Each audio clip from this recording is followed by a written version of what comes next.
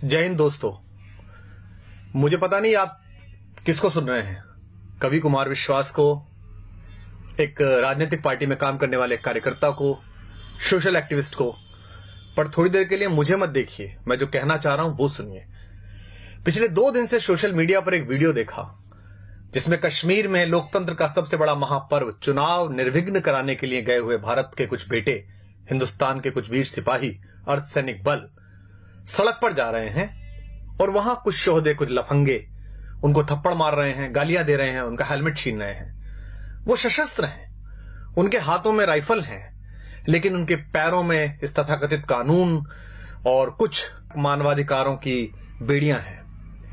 मुझे 2 दिन से बड़ी बेचैनी है इस बात की कि इस पर क्या किया जाए। मैंने बहुत सारी प्रतिक्रियाएं देखी। लोग कह रहे हैं देखिए हमारे सैनिकों में कितना धैर्य है। कुछ लोग कह रहे हैं कि नहीं ये तो मानवाधिकार की बात करने वाले लोगों को जो कहते थे उनको अकल आनी चाहिए, देखिए वहां के लोग कैसी बातें कर रहे हैं। क्या हम इस देश में कुछ देर के लिए, कुछ वक्त के लिए अपनी अपनी पार्टी, अपने अपने नेताओं की चापलूसी और उनके घेरे से बाहर आके सोच सकते हैं?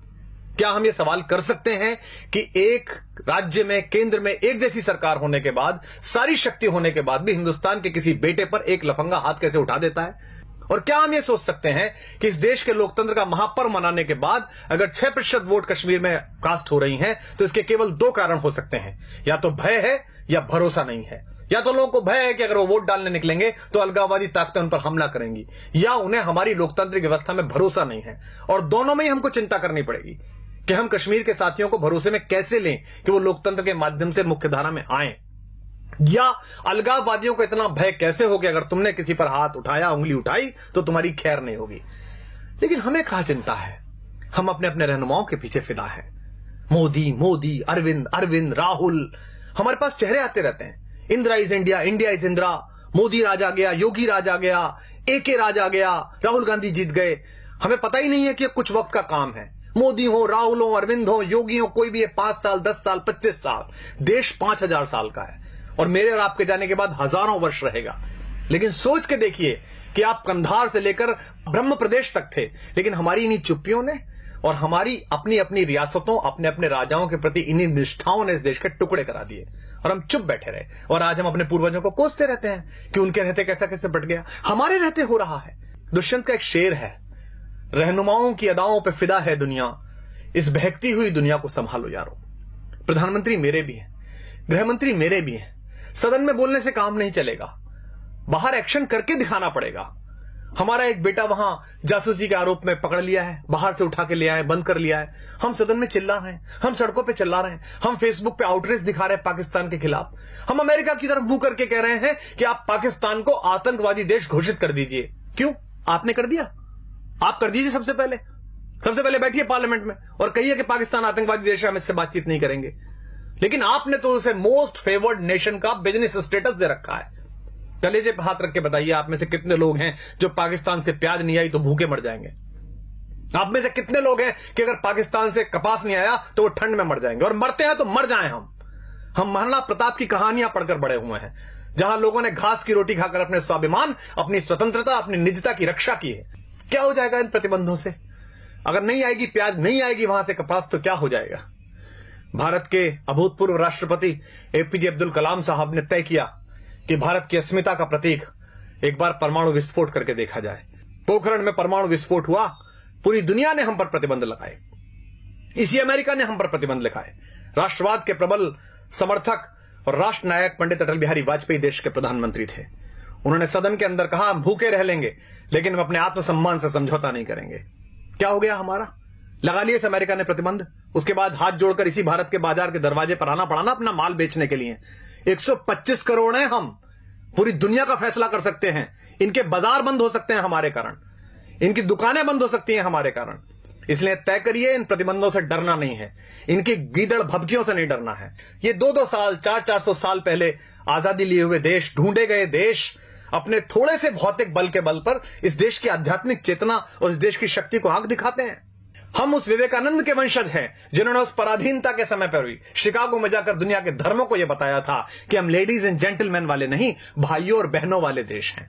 अयम निजः परो वेति गणना लघुचेत साम उदार चरिता नाम तु वसुधैव कुटुंबकम। इसलिए हम वसुधा को कुटुंब समझते हैं, लेकिन यह भी ध्यान रखिएगा, युद्ध की संभावना में जी रहे सब देश सुन लें, युद्ध भी है, बुद्ध भी है, जिसे चाहे उसे चुन लें। एक देश अगर आपकी तरफ इतने खतरनाक इरादे रखता है तो आपका व्यवहार समझ में नहीं आता, आप स्वधर्म में ही नहीं, आप तय ही नहीं कर पा रहे कि क्या करेंगे। इस देश को, लोगों को एक बार तय करना पड़ेगा कि हमारा स्टैंड क्या है। तो आप सबसे अनुरोध है कि ये जब कहा गया कि रहनुमाओं की अदाओं पे फिदा है दुनिया, इस बहकती हुई दुनिया को संभालो यारो, तो दुष्यंत ने इसी गजल में यह शेर भी कहा था कि कौन कहता है कि आकाश में सुराख नहीं हो सकता, एक पत्थर तो तबीयत से उछालो यारो। अगर आप राष्ट्रवाद का नाम लेकर लोगों का विश्वास मत हासिल करेंगे और उसके बाद राष्ट्रवाद के प्रबल प्रवर्तक बेटे वहां थप्पड़ से पीटे जाएंगे तो लोग आपसे सवाल करेंगे। अगर आप भ्रष्टाचार मुक्ति का पर्व लेकर दिल्ली में सरकार बनाएंगे और उसके बाद आप ही के लोग भ्रष्टाचार के घेरे में होंगे और आप मौन हो जाएंगे, उन्हें बचाने की कोशिश करेंगे, तो लोग आपसे सवाल पूछेंगे। क्योंकि सरकारें आनी जानी है, 5 साल 10 साल इन हवेलियों में, इन महलों में, इन 7 रेसकोर्स में, मुख्यमंत्री निवासों में आपकी अस्थियां नहीं गाड़ी जानी। यह देश याद रखता है फकीरों को, यह देश याद रखता है गांधी को, यह देश याद रखता है जयप्रकाश नारायण को। इसलिए आप सबसे अनुरोध है कि अपने अपने कोटरों से बाहर निकलिए, अपने अपने ब्रैकेट से बाहर निकलिए। संकट बहुत बड़ा है, इसे हम सामान्य समझ रहे हैं। आपके रहते, आपकी सरकार के रहते, हम सब के रहते कश्मीर में कोई भी हिंदुस्तान का झंडा चला देता है। हम किससे उम्मीद करें? कवियों से उम्मीद करें? हम पिछले 10 साल से कविता सुन रहे थे, आत्महत्या की चिता पर देखकर किसान को नींद कैसे आ जाती है देश के प्रधान को। पिछले 3 सालों में 30,000 अन्नदाता, 30,000 भूमि मां के बेटे किसान आत्महत्या कर चुके हैं। पिछली बार भी की थी, मनमोहन सिंह जी की सरकार थी तब भी की थी। इन आंकड़ों के खेल में क्या उलझना? हम जंतर मंतर पर बैठे थे, हमारे सामने भी एक किसान फांसी पर झूल गया था, हमें भी नींद आनी बंद हो गई थी। लेकिन क्या इस पर कोई करेक्टिव मेजर्स उठा सकता है? देश के बड़े बड़े सेठों के 50-50 हजार करोड़, 60-60 हजार करोड़ रुपए के कर्जे माफ कर दिए जाते हैं। कोई भी आदमी हिंदुस्तान का 20,000 करोड़ रुपए लेकर लंदन भाग जाता है पार्लियामेंट का मेंबर होते हुए, और हम चुप बैठे रहते हैं। और किसान अपने मृतक किसानों के नरमुंड लेकर जनता मंत्र पर बैठे रहते हैं और हम कहते हैं कि इस पर नहीं बोलेंगे चूंकि हमारे दल की अभी सरकार है। सरकारें किसी दल की नहीं होती, सरकारें देश की होती हैं। प्रधानमंत्री, मुख्यमंत्री, रक्षा मंत्री, गृह मंत्री ये किसी सरकार के हिस्से हैं, लेकिन ये देश के लोग हैं, ये किसी पार्टी का हिस्सा नहीं है। इसलिए दिल्ली के राज सिंहासन पर कोई भी बैठे, 5 वर्ष बैठे, 10 वर्ष बैठे, ईश्वर करे 20 वर्ष बैठे, जब तक ईश्वर उसे पास बुलाए तब तक वो वहां बैठे। लेकिन आम नागरिक होने के नाते इस पर सवाल उठाना शुरू करिए, अपनी अपनी राजनीतिक कैंचुलियों से बाहर निकलिए। अन्यथा इकबाल ने एक शेर कहा था, हमने उसे गंभीरता से नहीं लिया और आज हम भारत, पाकिस्तान, बांग्लादेश के 3 टुकड़े देखते हैं। इकबाल ने जब यह शेर कहा था तब बर्मा से लेकर कंधार तक सिर्फ हम थे, हिंदोस्तान थे, सिंध नदी के आर पार पूरा भारत था। इकबाल ने कहा था, वतन की फिक्र कर नादा, मुसीबत आने वाली है, तेरी बर्बादियों के मशवरे हैं आसमानों में, न संभलोगे तो मिट जाओगे हिंदुस्तान वालों, तुम्हारी दास्तां तक भी न होगी दास्तानों में। पिछली सरकार पाकिस्तान से बात करती थी तो हम सब लोग और विपक्ष के लोग कहते थे कि देखिए कैसी सरकार है, पाकिस्तान हमले कर रहा है, हम उससे बातचीत कर रहे हैं। बातचीत होनी चाहिए, लोकतंत्र में महत्व यही है कि आप बातचीत करते रहें। लेकिन अब कोई भी अचानक पाकिस्तान चला जाता है, लाशें आती रहती हैं, पठानकोट पे हमला होता है। जिस आईएसआई को हम 40 साल कहते रहे कि हमारे देश में अस्थिरता फैला रही है, आतंक फैला रही है, उस आईएसआई की टीम बुलाकर और हमारे सैनिकों की अगवानी में सिंहों की पेशी करवा दी कुत्तों के दरबारों में। वो पठानकोट में ढूंढने के लिए गए कि हत्याएं ठीक से हो गई कि नहीं हो गई, और उसके बाद उन्होंने जाकर कह दिया रावलपिंडी में कि वो आप ही ने खुद ने कर लिया होगा। हमारा स्टैंड क्या है? हम कहना क्या चाहते दुनिया से? ये देश के सारे कारपोरेट मिलकर एक कॉर्पस फंड नहीं बना सकते जिसमें एक फेंसिंग हो जाए, जिसमें हम उनसे संबंध नहीं रखें? क्या अगले 10 साल 20 साल हम ये भूल सकते हैं कि हमारे आसपास कोई पाकिस्तान नाम का राष्ट्र भी है? हम कभी क्रिकेट खेलते हैं, कभी नहीं खेलते हैं, कभी गुलाम अली को सुनते हैं, कभी नहीं सुनते हैं। उधर से गजल आ जाती है तो हमारी राष्ट्रीयता प्रभावित हो जाती है। धर्मशाला में क्रिकेट खेलनी है उनके साथ और इससे पैसा मिलेगा बीसीसीआई को, इससे कुछ सेठों के धंधे चलेंगे, कुछ लोगों के चेहरे चमकेंगे, तो हम कहते हैं नहीं नहीं, खेल तो होता रहना चाहिए, ऐसे संबंध क्यों खत्म करें? तय करिए कि देश है कि धर्मशाला है, कोई भी कहीं से घुसेगा या नहीं घुसेगा। सरहद पार भारत के जाबाज सैनिक एक ऑपरेशन करके आते हैं, सर्जिकल स्ट्राइक, पूरे देश का सिर गर्व से तन जाता है। कुछ लोग उसमें भी राजनीति करना चाहते हैं, कुछ लोग पोस्टर लगाकर उसका श्रेय लेना चाहते हैं, कुछ लोग सरकार से वो श्रेय छीनना चाहते हैं। दोनों ही गलत है। उन सैनिकों को सलाम जिन्होंने बहादुरी के साथ भारत माता का मान ऊंचा किया और घर में घुस के उन आतंकवादियों को मारा। लेकिन उसी सेना का एक सिपाही हमसे शिकायत करता है देश से कि भाई आपके नेता आपके अफसरों की मिली भगत से मेरी दाल वो खा गए, मुझे हल्दी का पानी पीना पड़ रहा है, तो हम चुप हो जाते हैं। हमको लगता है नहीं अब चुप रहो, सरकार तो अपनी है। वो सिपाही किसका है, सरकार का कि भारत का? वो सिपाही भारतीय जनता पार्टी, आम आदमी पार्टी या कांग्रेस का नहीं है, वो हिंदुस्तान का सिपाही है। अगर आपने उसके हक में बोलना बंद कर दिया तो हिंदुस्तान की माएं अपने बेटों को सजा के सरहद पे भेजना बंद कर देंगी। आप नहीं जाते लड़ने, सैनिक जाता है। इस उंगली में एक पिन घुसा कर देखिए, उससे पता चलता है कितना दर्द होता है। वो सीने पर गोली खाने के लिए तैयार रहता है आपकी दृढ़ता के बल पर। एक सिपाही कहता है कि मुझसे काम कराए जा रहे हैं घरेलू, मेरे प्रति अत्याचार किया जाता है, तो वो गायब हो जाता है, मृत मिलता है और हम बोलते नहीं है इस पर। मुझे भी याद है, मैं बहुत छोटा था, डॉक्टर मुरली मनोहर जोशी देश के एक बहुत बड़े राष्ट्रवादी नेता, भारत के मानव संसाधन विकास मंत्री बने बाद में, एक प्रखर वक्ता, एक बड़े पढ़े लिखे व्यक्ति, वो लाल चौक पर तिरंगा फहराने के लिए गए थे। जो आज देश के प्रधानमंत्री है नरेंद्र भाई मोदी, वो उस यात्रा के संयोजक थे। हम बड़े खुश थे।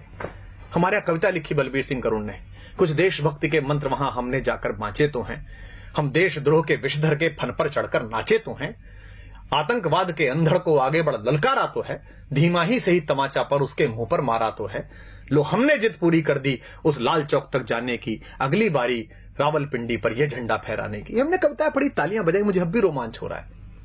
बहुत अच्छा लगता है जब प्रधानमंत्री दिवाली की छुट्टियों पर सियाचिन जाते हैं, उन सैनिकों को बताने के लिए जाते हैं कि आप मेरे घर के मेंबर हैं। क्या हम में से ऐसा कोई नहीं कर सकता?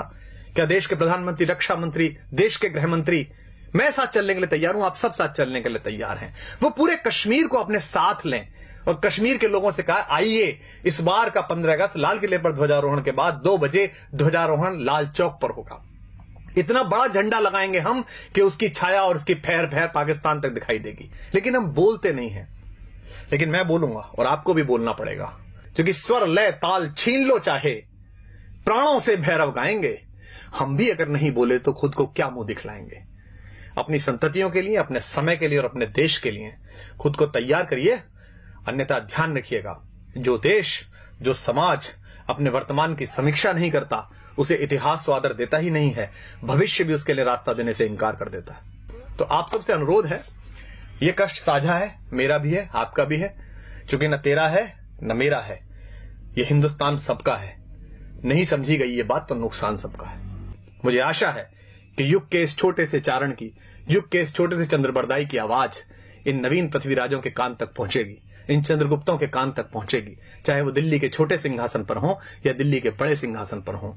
और आशा है कि अपने सामान्य से नागरिक, एक सामान्य से कवि, एक सामान्य से कार्यकर्ता की बात सुनकर वो इस देश के बारे में गंभीरता से वही सोचेंगे जो ये देश सोचता है। अगर आपको बात ठीक लगी हो तो इसे दूसरों तक पहुंचाइए, इस आवाज को इतनी बड़ी बनाइए कि इस देश की सरकारों को, इस देश में पॉलिसी तय करने वालों को, इस देश की गति नियति की दिशाएं तय करने वाले उन सब लोगों के कानों तक, उनकी आंखों तक ये आवाज पहुंच सके। जय हिंद, जय भारत, वंदे मातरम।